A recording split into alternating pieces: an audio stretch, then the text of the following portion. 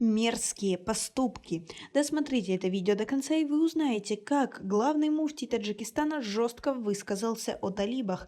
Подписывайтесь на наше обновление, чтобы всегда оставаться в курсе событий. Сторонники радикального движения «Талибан», захватившие власть в Афганистане, представляют угрозу не только для республики, но и для соседних стран. Об этом заявил глава Совета улемов Исламского центра Таджикистана Саид Мукаррам Абдулкадирзода.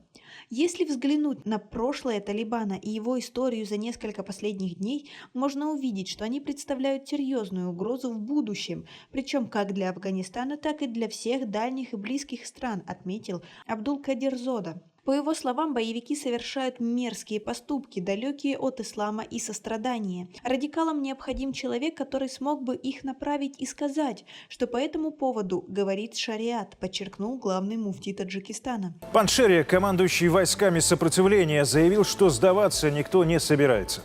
То, что сегодня вытворяют талибы, это не ислам. Угнетение и насилие – это большой грех, считает Абдулкадирзода.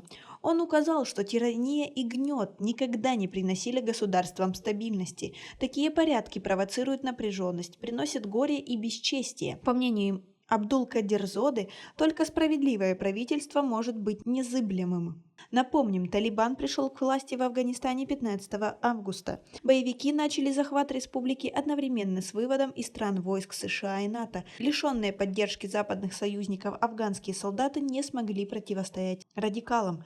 Как вы относитесь к таким высказываниям муфтия Таджикистана? Свои ответы напишите нам, пожалуйста, в комментарии. Приход к власти талибов вызвал беспокойство у других государств. Они опасаются, что Афганистан станет убежищем террористов, которые проникнут на их территории. Недавно боевики объявили состав нового правительства республики. Вопреки обещаниям и ожиданиям, Кабмин не стал инклюзивным. В нем нет ни женщин, ни представителей других политических сил страны. Как вы относитесь к такому обману со стороны Талибана? Свои ответы напишите нам, пожалуйста, в комментарии.